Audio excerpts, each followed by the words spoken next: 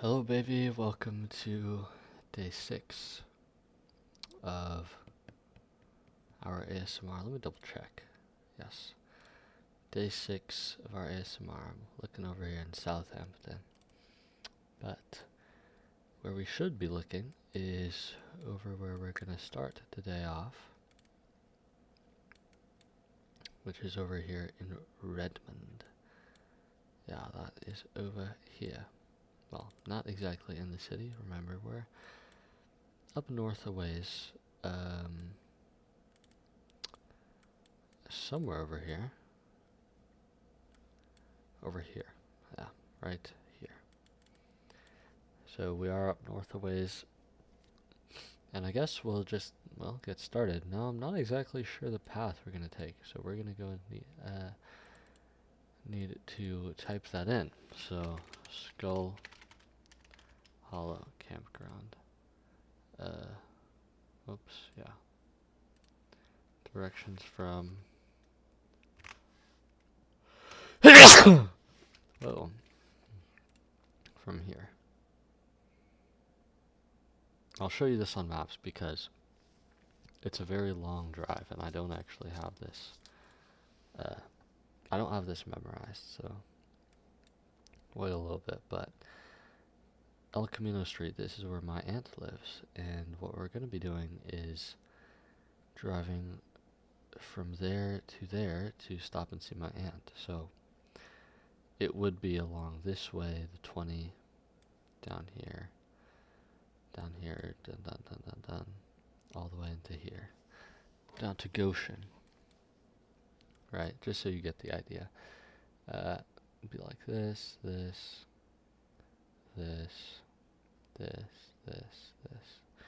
down to here, right? So you kind of see how that goes. It doesn't seem to be loading, and then from there we would drive this way, this way, this way, this way, this way, this way, this way, this way, this way, this way, this way. So pretty long drive for today. It's gonna take quite a while. Probably at least a few hours. There we go. There you can see it's loaded in now. Yeah, that would be the fastest way. 2 hours, 48 minutes. There's some cool stuff along the way here as well. We might stop by, but mainly it's going to be a driving day. Oops, Harris Beach State Park.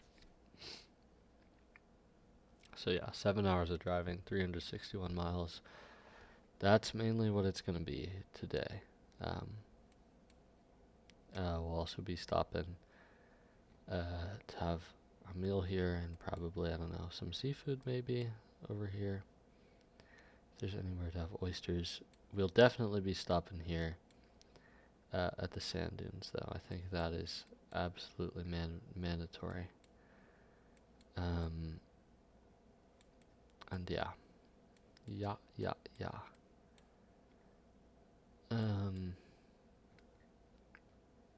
Can you take cars over here? I don't know.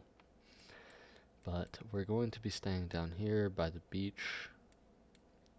This is more of an RV campground than a tent campground, but, you know, it is what it is. And we're gonna be hanging out by this beach for a little bit, which will be kind of cool, I think.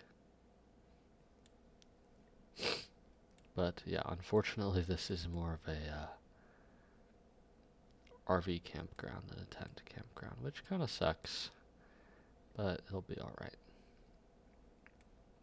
We'll be over here on the beach and chilling, and it's a pretty long drive for the day. So that's about it for day 6.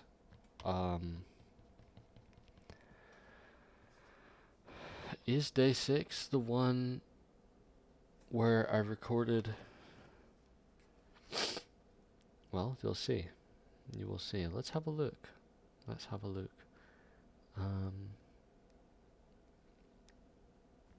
Go into my thing here.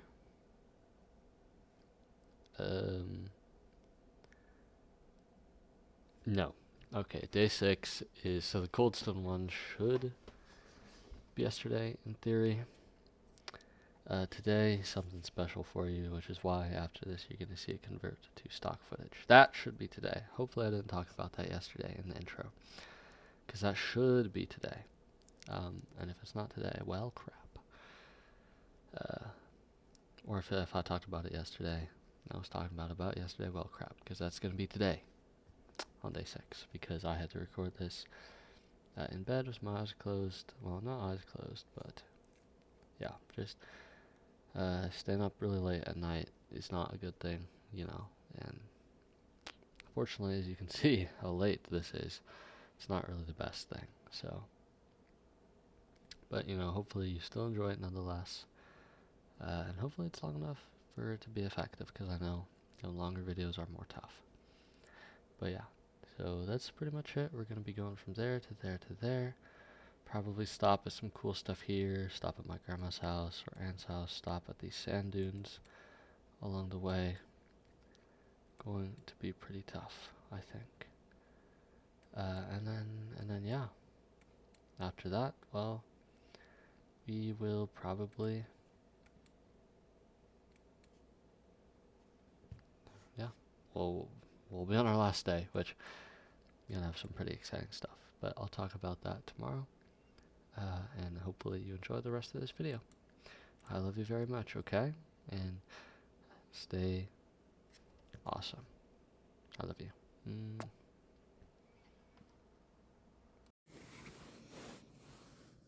Okay, I'm quite tired, but unfortunately I'm running out of days to record these things, so I'm having to do it at night without any video, but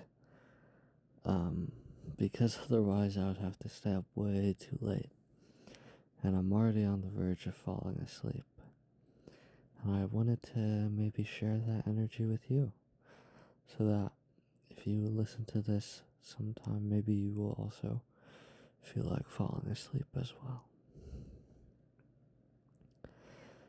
We'll see how long this is. I'm not sure how long it will be. Hopefully it's long enough. But I don't want to stay up too late, because you and I have got a call tomorrow, and I'm really tired, baby. But I'm gonna do this for you, and we're gonna go through 3 tricks to help you fall asleep. So let's get started. The first one, well, you know very well. It's your trick. And you've told it to me, and I've done it for you before. And I know it might seem redundant, but we don't have it on video, and maybe you might like having it on video, so that, you can go back and, listen to this, perhaps on another day when you're tired, or maybe tonight when I'm not there, and you feel like you don't want to do this yourself, and you want to let me take over for you. Well, that's what I'm here to do. So I want you to start from the very bottom. I want you to start at the bottom of your toes. Your big toe. Your big toe is the farthest point in your body away from you, the tip of your big toe. And I want you to start from there and slowly move up, muscle by muscle, joint by joint. And right now we're moving through the big toe, and we're moving through all our other toes as well. We're just moving up and stopping by each joint and locking it into place. So you can give them all one last wiggle and then relax. And we're gonna move up through the foot. And the foot is a pretty interesting structure. There's a lot of muscles in the foot. And there's a big arch in the foot as well, which is important for walking. The foot is a very muscular thing because it's responsible for stabilizing all the bones in the feet. See, there are a lot of bones in the feet, And they move around a lot when we walk because of all that pressure we put on them.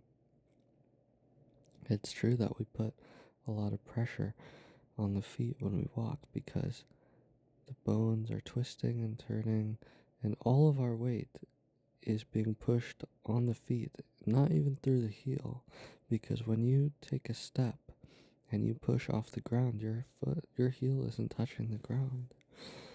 So you're actually being pushed forward, and your foot needs to stabilize that. All the force is going through your foot, and in order to do that, there's plenty of muscles in your feet that allow it to arch and flatten and twist and turn. So we're going to freeze all those into place. You can give them one last wiggle and freeze all of them. Okay. Next, we're going to move into the ankle. There's a lot of bones in the ankle as well. There's a lot of bones. There's the cuboid bone, the navicular bone. There's the heel. There's the sinus tarsus.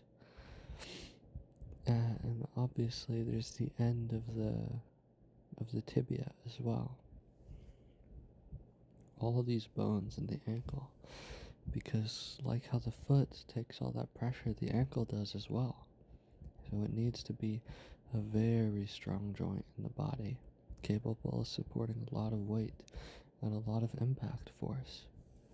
And that's why so much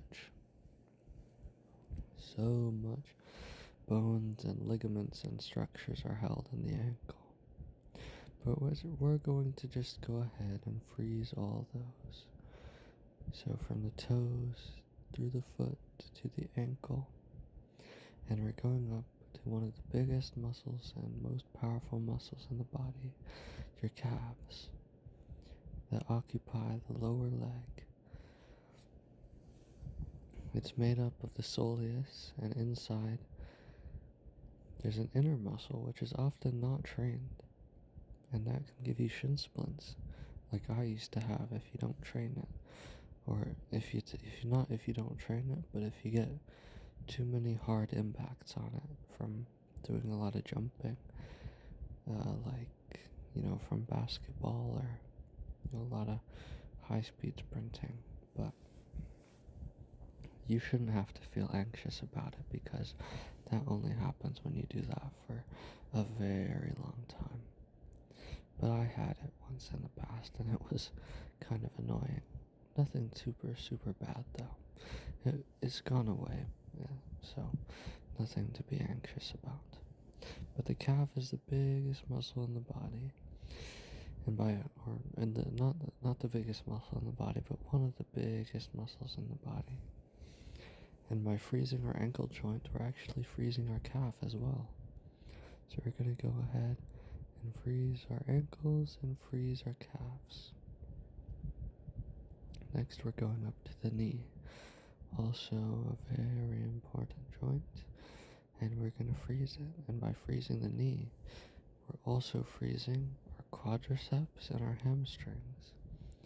Our quads push the knee outwards, and our hamstrings curl the knee inwards. That's what's responsible for making you run very fast, but also be able to pick up heavy loads. We're going to freeze both of these muscles. Move on from the kneecap up into the hip area. The hip area has its own muscles. It has the adductors and the abductors. And two of my favorite muscles, which I don't know if these are the same as the adductors,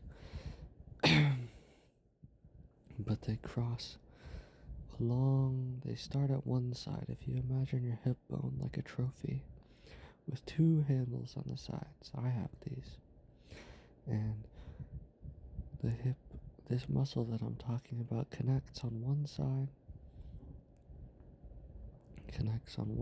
of the hip trophy, and it runs all the way down into your other leg. And on the other side, it connects to the other side of the hip trophy, and runs across into the other leg, and it makes a big X. They're very interesting muscles, these are. And these guys are important for moving your leg side to side, and also front and back. They're not the primary drivers, but they're good stabilizers. And I think they're shaped very interestingly. We're going to go ahead and freeze the muscles in our hips, and we're also going to freeze the muscles in our glutes. Those muscles are primarily responsible for stabilizing and for bringing your legs forward and backward. Next, we're going to move up through the torso. We're going to freeze our abs. We're going to make sure those are locked in place. And we're going to move up to the chest, the lower pecs, and the upper chest, which you use when you bench press. And we're going to freeze all of these. Thankfully, our torso doesn't really do too much movement. The abdominals do when you're curling up and down, but we're going to freeze these. We also need to freeze the muscles in our back, our lower back, which we use when we pick stuff up, and our upper back, which we use for pulling stuff towards us. We're going to go ahead and freeze both of these. Next, we're going to head down our arms. Well, we're actually going to head up our arms. We're going to start at our fingertips. And let me take a moment to talk to you about the complexity of the human hand. See, the human hand is a very, very complex and dexterous, body part. There are so many bones in the human hand, and it has a level of dexterity that no other animal really has. No other animal has the precise fine motor control like humans do. And that's one of the things that makes us so evolutionarily powerful, that makes us able to have so much capabilities over those of animals, is our fine motor control. The stuff that we can do with our hands. It's very, very impressive. There's plenty of bones and ligaments, both in the fingers, in the hand, and the wrist. So we're going to go ahead and freeze all of them. So our hands are going to become nice and motionless. They're going to become stationary. Our wrists are also going to be stationary, and we're going to move upwards through the forearms. We're going to freeze all the muscles in our forearms. We're going to move up through the elbow, and we're going to freeze our elbows. And we're going to move into the upper arms, where you got your famous muscles, biceps and triceps. And we're going to freeze both of these arms, or both of these muscles. And then we're going to move up into shoulders, where we've got our rotators and all of our laterals. And we're going to freeze all of these. So now everything below the neck should be all froze. And now we're going to start making our way up into the neck, freezing all the vertebrae, just locking everything into place, just relaxing. Just relaxing. And we're taking all of this energy from the body and restoring it away as we keep moving up the neck. And slowly we're getting up to our face, and we're letting our face relax. All the muscles in our face, which, yes, there are some, we're going to let those relax. And we're going to head up. We're going to close our mouth and our eyes, and we're going to come to our brain, and we're going to slowly shut down all the departments of the brain, that are keeping us awake, and we're going to shut them down and get ready for sleep.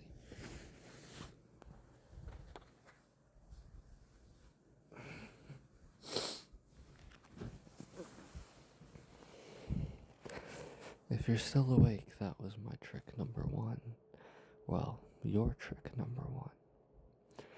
My nose is getting a little bit stuffy, unfortunately, so I hope that it doesn't sound too nasally or anything like that.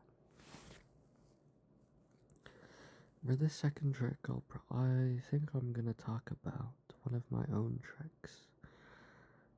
One of my own tricks I like to do is when I'm listening to a video or something like that, normally my head gets distracted and it starts to run off with all these wild thoughts. Sometimes if I'm feeling anxious, right? If I'm feeling anxious or I'm stressing out about something, my head is running off with all these wild thoughts about the future and what I'm gonna do in the future and how I'm gonna make things work. So many things.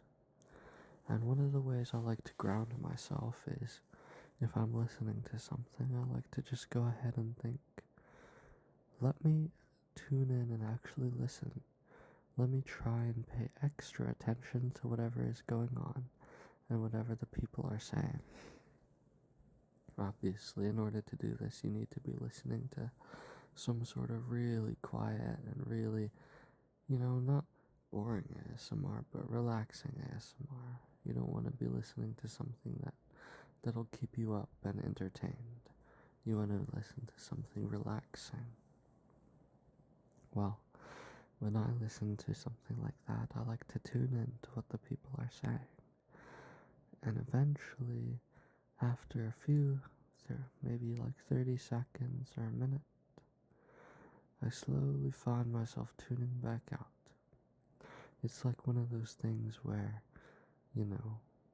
how you breathe. If you start thinking about breathing, you'll do it manually, but eventually it'll go back to being automatic. It's kind of like that.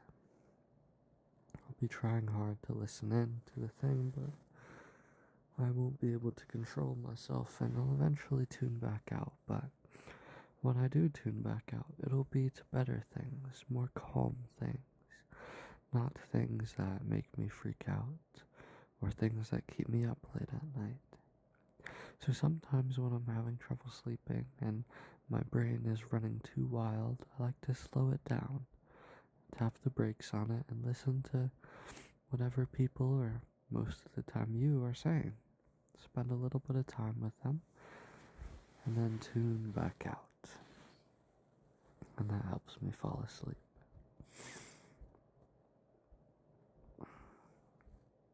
Another thing I like to do is I like to go into some of the worlds I've created. I think I've already shared 2 of them with you. I've shared the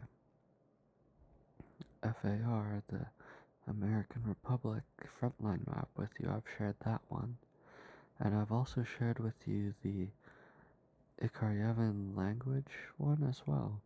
I haven't shared the world of that with you, but I've shared the language of that with you. And so sometimes I like to go in and immerse myself in those worlds again. Just go back to them and think about them and all the different details and things, and isolate myself from all the bad things and stressors. And I like to isolate myself and think about those things. I've spent many hours daydreaming and night dreaming about those things. Sometimes I'll add a few new details late at night, but eventually it all helps me fall asleep. That's something I like to do, but I know that maybe you might not have a world of your own out there, and that's okay. If you don't, then, if you do, you can go back to thinking about them and retreat back into them and use them as your safe space. And if you don't, well, that's why I've helped you create one. Today, I think you and I should create another space. I'm not going to be very extensive like FAR or like the American Republic or creating a new language, but we're just going to start small, and I want us to think of another landscape. If it's boring, well, maybe it will help you fall asleep very well. But I think you and I should begin by thinking of another landscape. So, let's begin. And this is my third trick, is I like to go in and create landscapes. Well, mostly I think this helps you, but sometimes it helps me as well. And it seems to have a good track record for helping you. What I'd like to do today is I want you to think of a lake or a pond.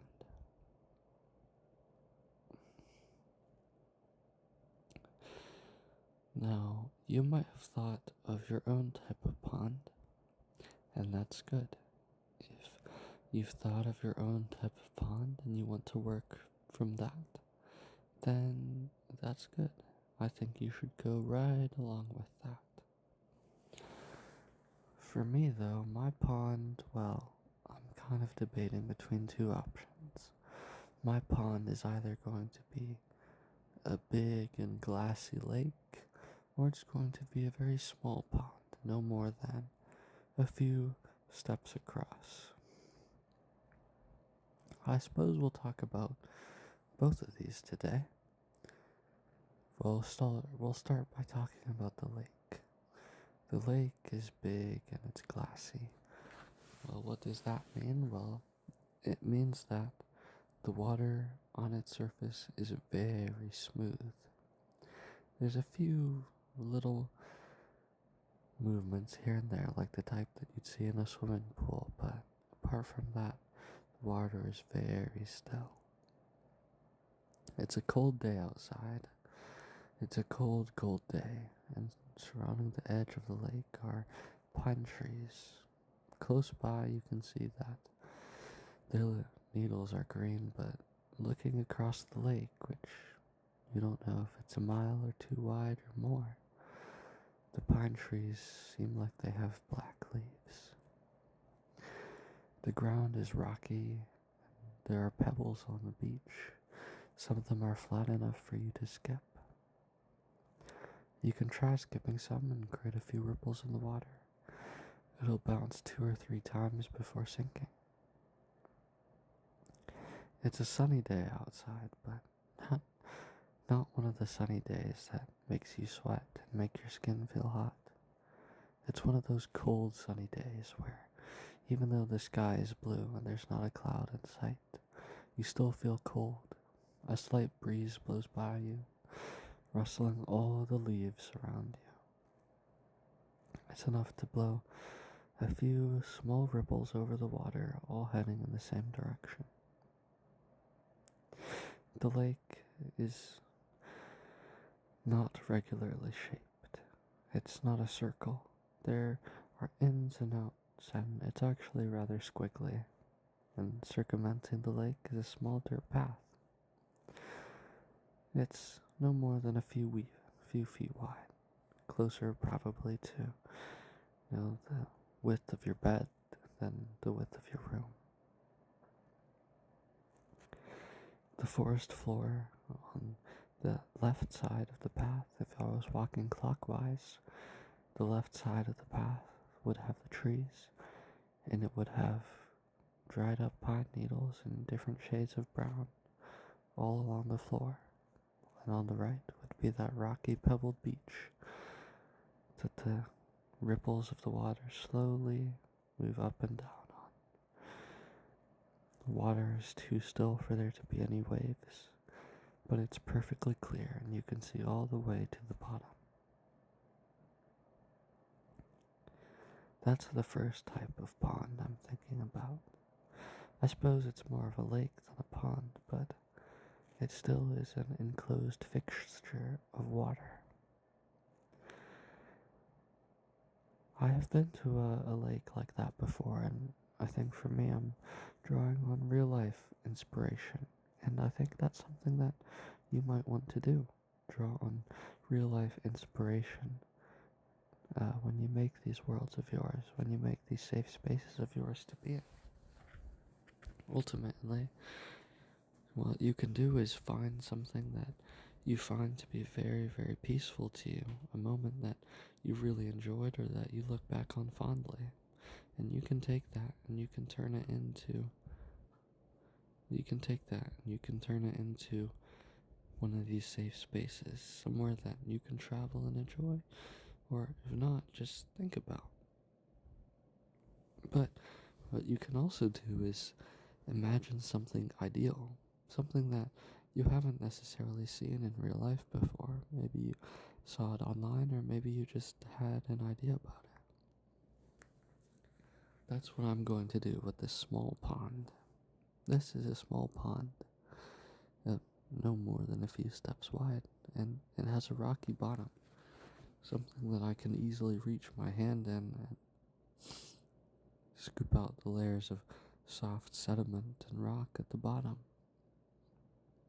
There's one or two lily pads growing in the water. Lily pads, something you don't really often see, at least where I live, but I have seen them before, and I'm going to put them right in the pond with me.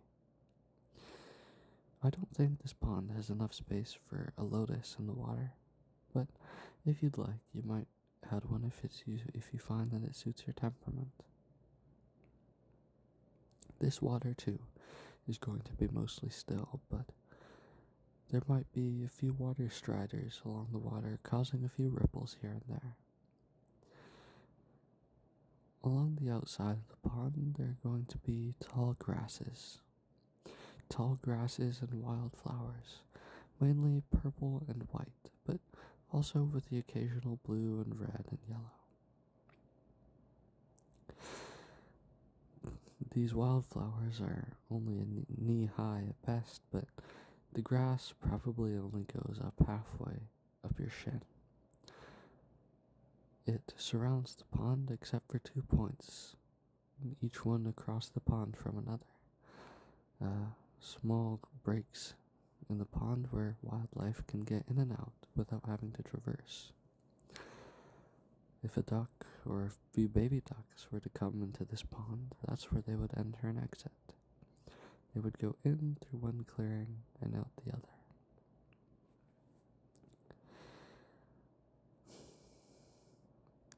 The pond isn't big enough for a fish to live in, unfortunately. It's isolated from any other water. But sometimes when the rain comes, it rolls down the grassy knolls outside that surround the pond, it flows downhill, and it collects down at the bottom.